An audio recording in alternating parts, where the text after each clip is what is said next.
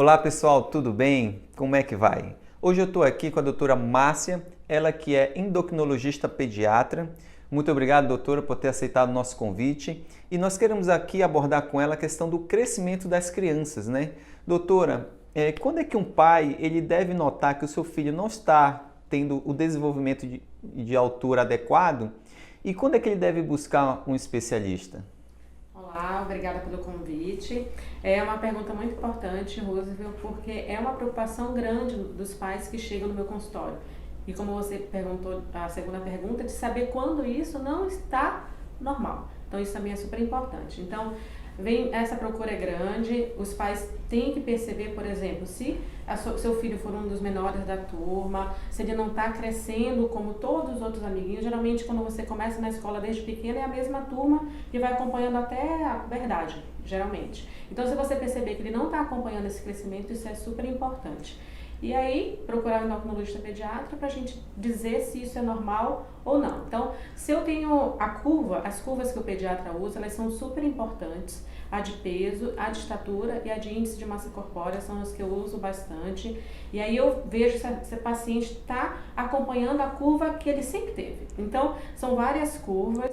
E a questão de altura, assim, por exemplo, se a família não tem uma estatura, o pai, a mãe, a avô, não é de estatura alta, mediana ou pequena, isso influi também? Com certeza, é que a gente, no caso, faz o cálculo do canal familiar. Hum. Então, nós pegamos a altura da mãe, a altura do pai, e dependendo da criança, se é do sexo feminino ou masculino, a gente calcula o canal familiar. E é importante também a gente ter em mente, por exemplo, não o que você falou agora, se o pai e a mãe foram de altura medianas, beleza, a gente calcula o canal familiar e eu dou uma boa resposta para os pais. Mas se eles forem baixos, às vezes eu tenho que saber por que os pais são baixos. Então, às vezes é um canal familiar que a gente chama patológico, que eu não posso confiar. Então, esse canal familiar eu vou ter que interpretar com cuidado. Porque às vezes eles dizem, o seu filho vai ser pequeno porque você tem 1,50 e você é do sexo masculino. Isso não é normal. Não é normal. Então, a média do homem brasileiro é de 1,76. Então, um homem de 1,50 é um homem com baixa estatura. Então, eu tenho que ver o porquê que ele tem essa baixa estatura.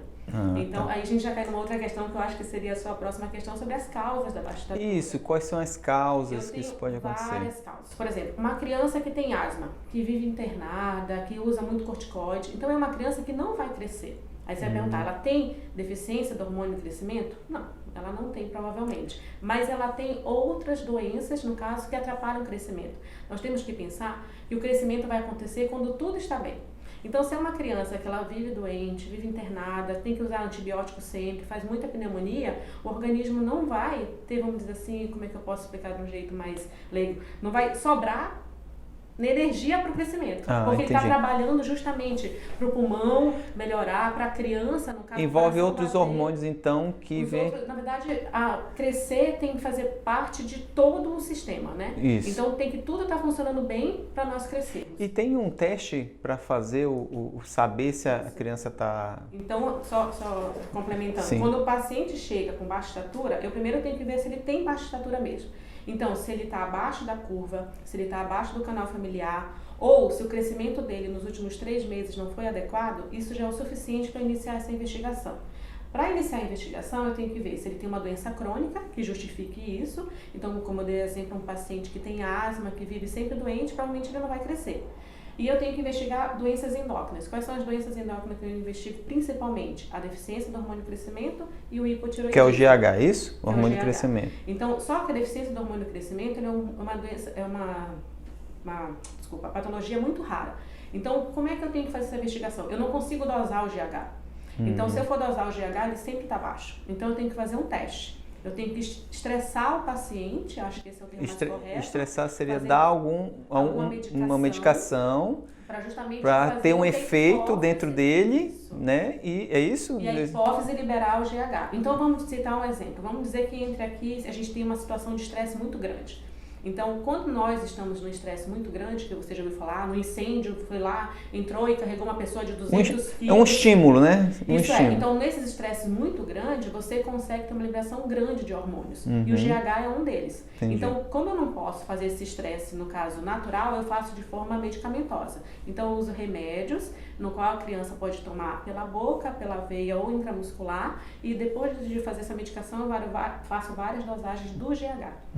Existe uma forma, no caso, que não é dosando GH. Então, o GH ele é produzido na hipófise, ele atua no fígado e o fígado produz o IGF-1.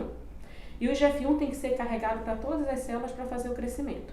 Então, existe uma forma indireta de eu saber se o GH está trabalhando mais ou menos, dosando o IGF-1. Então, por isso que às vezes na primeira consulta, além de fazer toda a história, exame físico para saber se tem doenças crônicas, eu doso o IGF-1. Aí se você vai perguntar, então o paciente com doença de fígado, ele não vai produzir IGF-1 e não vai crescer? Sim. Então, por isso que eu sempre tenho que investigar outras doenças. Se não tem nenhuma doença crônica, aí eu passo para esse teste que você falou. Essa curva que a senhora fala de crescimento é a medição, né? Periódica da criança. Isso. E em cima dessas medições vai se tendo um parâmetro que chama-se de curva, não é isso? Isso. Que vai crescendo. Infelizmente, né, a gente que eu falo nós brasileiros, quando a criança tem até 2 anos de vida, a gente faz aquelas consultas regulares. Após 2, 3 anos de idade, a criança já não vai mais ao pediatra, ou então vai só quando está doente. Infelizmente, o próprio médico às vezes fala isso. Só tem que vir aqui quando está doente. Até quantos anos a criança tem que ir ao médico, doutora? Na verdade, como eu sou endocrinologista pediatra, eu quero que elas vão até você parar de crescer. Então, comigo, eu acompanho as crianças todas até elas pararem de crescer, se o problema for baixa estatura. Isso. Então, esse é o ideal. Então, vamos dizer que você tem um filho e depois dos 3 anos é uma criança saudável. Vai pelo menos uma vez ao ano. Uma vez ao ano. Uma vez ao ano para pesar, medir e jogar na curva. Só isso é o suficiente. O ideal seria 2 vezes ao ano, ou seja, a cada 6 meses, e você acompanha a curva. Se a curva fizer tudo bem até ele fechar as epífises e parar de crescer, beleza. Mas a mãe não precisa entrar em desespero. Meu filho não está crescendo, ou ficar, desculpa a palavra, meio sequelado e tudo, e querendo ver tudo no Google, né? Porque isso acontece muito. Então, o ideal primeiro é buscar o atendimento especializado.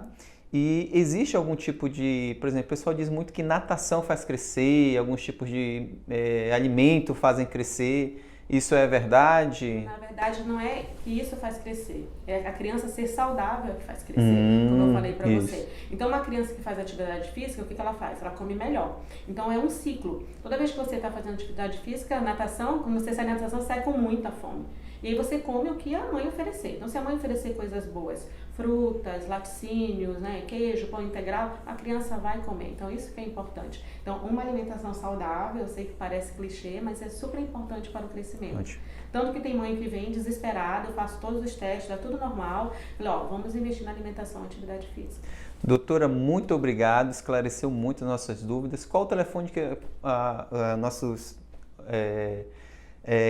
as pessoas que estão nos assistindo podem entrar em contato com a senhora? O meu telefone, eu atendo na Clínica MedCenter e o telefone é 98129-8993. E esses testes você pode fazer aqui conosco no Laboratório Ponce de Albuquerque, né, doutora? Ela que faz o acompanhamento do teste, o teste de clonidina, né? Alguns testes de crescimento, ela está fazendo aqui conosco, tá bom? Então você pode entrar em contato também no 9811-3480, tá bom? Muito obrigado, pessoal. Abraço.